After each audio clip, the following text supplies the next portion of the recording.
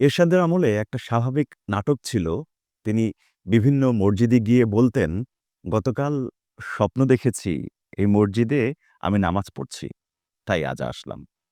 অন্যদিকে সাধারণ লোকজন বলতেন, "আমরা তো ১ সপ্তাহ আগে থেকেই জানি আপনি আসবেন। কারণ গোয়েন্দা বিভাগের লোকজন তো ১ সপ্তাহ ধরেই এখানে নিরাপত্তা খতিয়ে দেখছে।" এই গল্প দেশের মানুষের জানা। আজকে হুমায়ুন আজাদের একটা কথা বলি। হুমায়ুন আজাদ বলেছিলেন, "এরশাদের প্রধান অপরাধ পরিবেশ দূষণ। অন্যান্য সরকারগুলো পুরুষদের দূষিত করেছে, এরশাদ দূষিত করেছে নারীদেরও।" যাই হোক, হুমায়ুন আজাদের কথা সরিয়ে রাখি। এরশাদের চরিত্র নিয়ে নতুন কিছু বলার নেই। তবে এটাও সত্য যে বাংলাদেশের রাষ্ট্রধর্ম ইসলাম করেন হুসেইন মোহাম্মদ এরশাদ। বাংলাদেশের রাষ্ট্রধর্ম বিল পাস হয় ৭ জুন ১৯৮৮। এরশাদ এই রাজনৈতিক স্বার্থের বিলটি যখন পাস হয়, তখন আওয়ামী লীগ, বিএনপি এবং জামায়াতসহ প্রায় সব দলই এর তীব্র বিরোধিতা করে। সবাই স্পষ্ট করে বলেছিল, এরশাদ আর রাজনৈতিক স্বার্থের জন্য মানুষের অনুভূতিকে পুঁজি করে এই বিলটি সংসদে পাস করেছে।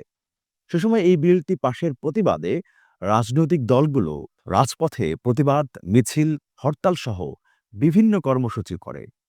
জিয়াউর রহমান সংবিধানে বিসমিল্লাহ যুক্ত করেন আর এরশাদ করলেন তখন রাষ্ট্রধর্ম।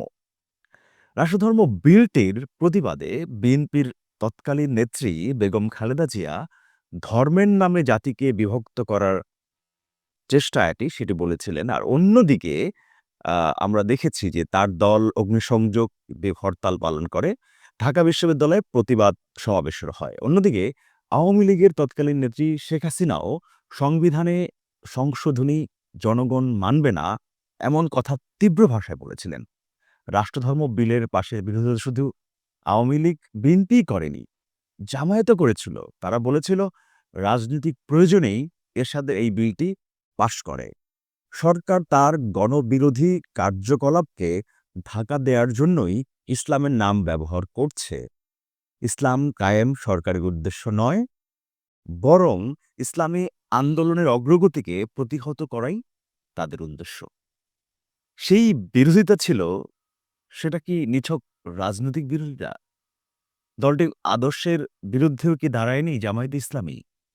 তাই আজকে যখন আবার ভোটারদের মুখোমুখি জামায়াত, তখন এই প্রশ্নটা সবার সামনে অনিবার্যভাবে আসে, আদর্শ নয়, ক্ষমতাই কি তবে শেষ কথা?